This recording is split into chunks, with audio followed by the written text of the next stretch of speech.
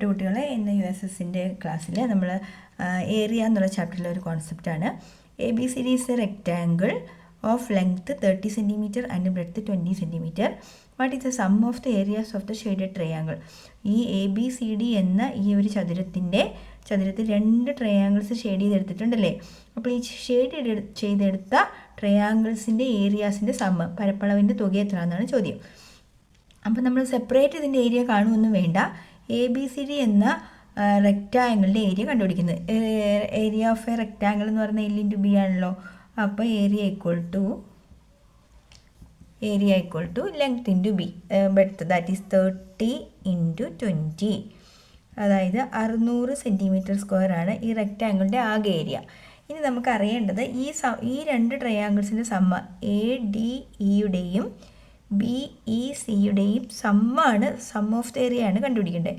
അപ്പോൾ എന്ത് ചെയ്താൽ മതി, നമ്മൾ അതിൽ നിന്ന് ഈ ഒരു ട്രയാങ്കിളിൻ്റെ, ഈ ഷെയ്ഡ് ചെയ്യാത്ത ട്രയാങ്കിളിൻ്റെ ഏരിയ മൈനസ് ചെയ്താൽ പോരെ. അപ്പോൾ ഈ ട്രയാങ്കിളിൻ്റെ ഏരിയ നമുക്കറിയാം. ഏരിയ ഓഫ് എ ട്രയാങ്കിൾ എന്ന് പറയുന്നത് നമ്മൾ പഠിച്ചിട്ടുണ്ട്, half into base into height ആണ്. That is half into 30 × 20, that is equal to 600 divided by 2, that is 300 എന്ന് വരും. അപ്പോൾ എന്ത് ചെയ്താൽ മതി, നമുക്കിത് ആകെ ഏരിയ എന്ന് പറയുന്നത് 600 ആണല്ലോ, ഫുൾ 600 cm ആണ്, ഇതിൻ്റെത് 300 ആണ്. അപ്പോൾ നമ്മൾ എന്ത് ചെയ്താൽ മതി, 600-ൽ നിന്ന് 300 മൈനസ് ചെയ്താൽ ബാക്കി ഇത് രണ്ടും എന്ത് വരും, 300 cm². So answer is 4th ഓപ്ഷനാണ് കറക്റ്റ് ആൻസർ.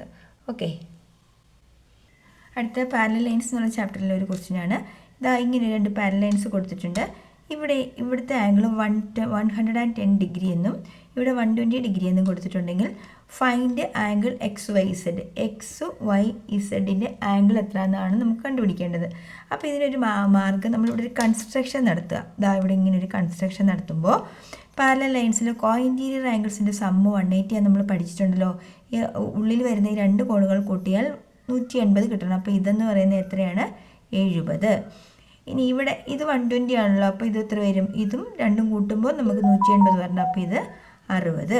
അപ്പോൾ 60 70 130. അപ്പം ഇത് ഫുൾ 130 ആണെങ്കിൽ ഓപ്പോസിറ്റ് ആംഗിൾസ് ആർ ഈക്വൽ അല്ലേ. അപ്പോൾ ആ ഒരു കോൺസെപ്റ്റ് വെച്ച് ആൻസർ ഈസ് 130 ഡിഗ്രി.